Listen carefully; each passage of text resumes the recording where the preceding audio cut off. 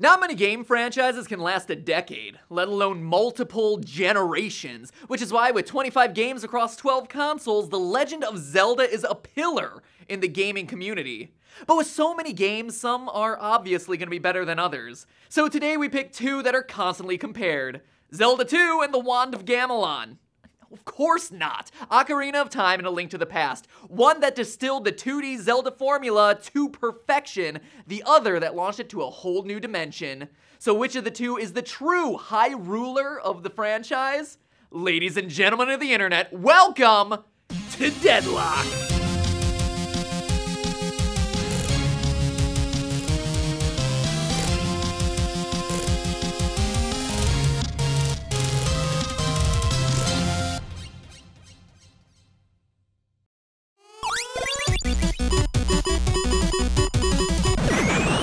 Hey, listen!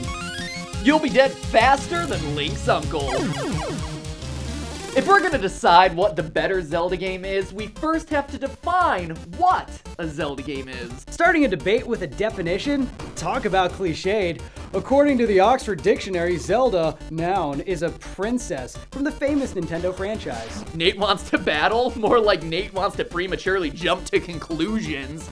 I'm talking about the spirit of a Zelda game. And to identify that, we need to go back to the first game in the franchise. The whole inspiration for Zelda came to Shigeru Miyamoto in the first place from his memories of being a young boy and being able to spend his days exploring things like forests and lakes and caves and villages. As if we haven't heard this story in 100 other YouTube retrospective videos. To him, the Zelda franchise was meant to be a series of little mini gardens to play in and explore at your own pace. It was a mysterious playground filled to the brim with things to do and treasures to find. The original Zelda didn't tell you about the right way to go because it isn't just one answer. The series was, at its core, about the spirit of adventure into the unknown. Unknown is right. When was the last time someone beat that game without a trusty old FAQ at their side? It's dangerous to go alone, take this. Okay, but what else, old man? How about a Tam Tam or something? And aren't you supposed to be talking about A Link to the Past? Well, that's just it. You know Perfect Cell from DBZ? This is Perfect Zelda. Link to the Past is its final form. It has plenty of exploration and open-ended adventure like Miyamoto first envisioned, but with a little more direction so you're not begging the old man in the cave for an outdated GPS system. Add to that a world double the size of the original with more refined puzzles, more varied combat, and the first appearance of the best video game item ever, and you have undoubtedly the better Zelda game. Ocarina of Time does everything you just said and more, and it does it far better on the Nintendo 64. The game was one of the best jumps for any franchise from 2D to 3D. It's probably the most innovative in the series with the Z-targeting system, basically writing the book on how to manage 3D combat, and is still an industry standard today. The story was epic, the dungeons were challenging and plentiful, the bosses were incredible, the overworld was huge, and it felt great to just hop on your horse and ride. The worlds were brilliantly connected. I mean, come on. How is this even a question? Look, no one's disputing the fact that Ocarina of Time took a bunch of things that Link to the Past did and made them bigger and flashier, but let's take this point by point. That huge overworld of yours was just a giant field of empty space that you had to spam roll to get across. Yeah, until you got Epona, another series first I might add. Then you could ride your trusty steed, shoot arrows on horseback, again, giving you that sense of adventure you were lecturing us about at the beginning. Sure, for that one area of the game where all I could do was shoot the occasional Poe. It wasn't until Twilight Princess that Epona added a new depth to the game. But it started in Ocarina.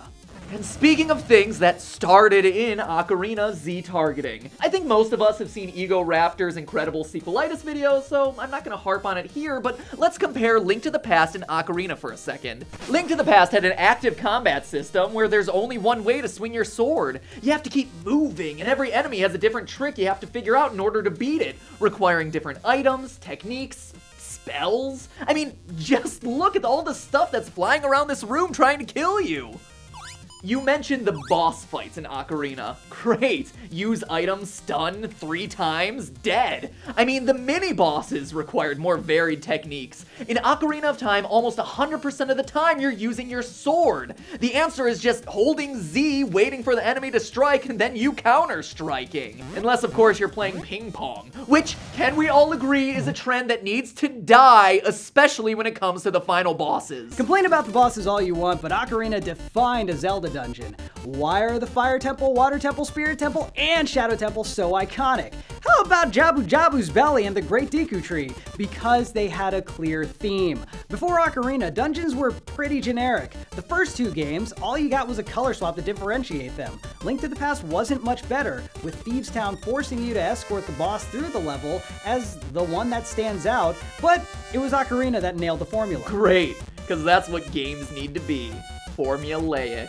Your game set the trend that all others would follow to death. Hey, don't hate the popular kid for being popular. It can't be responsible for the sins of later games. And think about it, each dungeon had iconic moments. Take the Forest Temple, for example. Remember the collapsing ceiling, or that cool twisty Inception hallway? Not to mention that the atmosphere is simultaneously haunting and beautiful, and the soundtrack is unlike anything I'd ever heard before. These are things that simply couldn't happen on the dinky old Super Nintendo. You know what else couldn't, or at least didn't, happen on the old Super Nintendo? An epic Zelda story. Oh, excuse me? Ocarina's story is on par with Link to the Past's, except replace Dark World with time travel. Oh, don't even try. Ocarina had rich, deep characters with unique personalities and problems. Literature had what? Your uncle who died in the first minute of the game? Spoilers. You don't even know, because it didn't matter. Ocarina had Saria and Sheik. And Hot Ruto.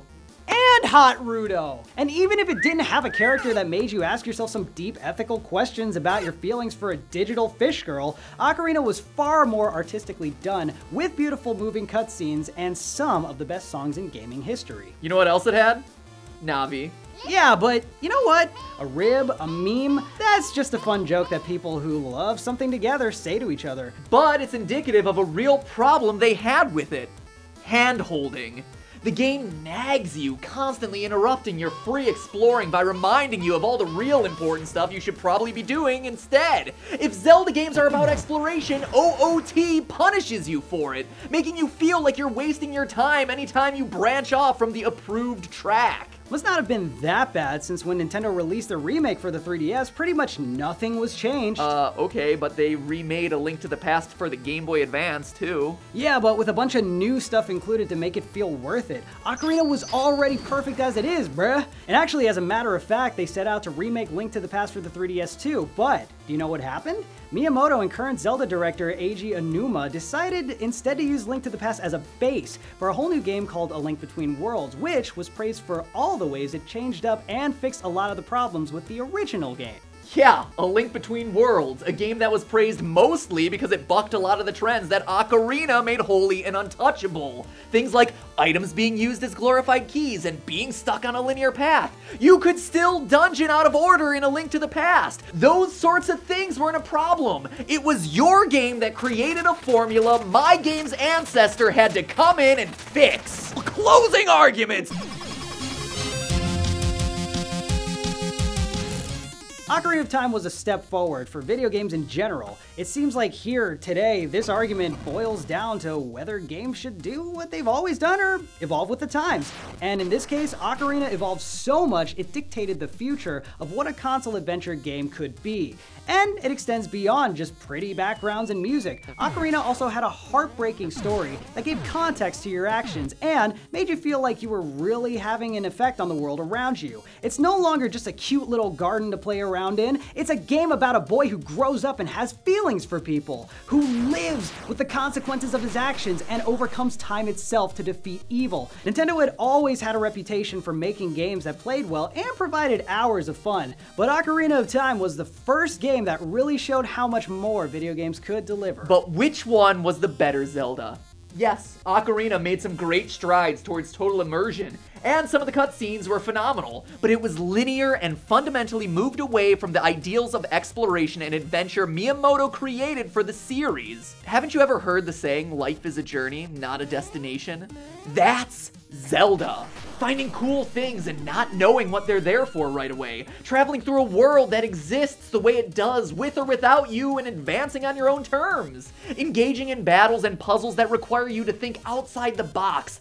That is Zelda. Not a list of features and hindsight about what a big influence it had. If you define Zelda as an adventure series about questing around to unlock mysteries in the world around you, then today, Dark Souls and Bloodborne are more Zelda than Zelda. Granted, Link Between Worlds was a step in the right direction, and there have been some big promises about the new Zelda that's coming down the pipeline, but it took 15 years for Zelda to come back from where Ocarina left it.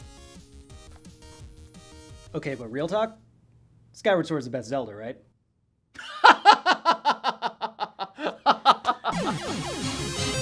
Ladies and gentlemen of the internet, we have reached Deadlock. Now that the decision is in your hands, which Zelda game is the high ruler of the franchise, Ocarina of Time or Link to the Past? Click on one to choose, or write your answer in the comments and send this debate once and for all.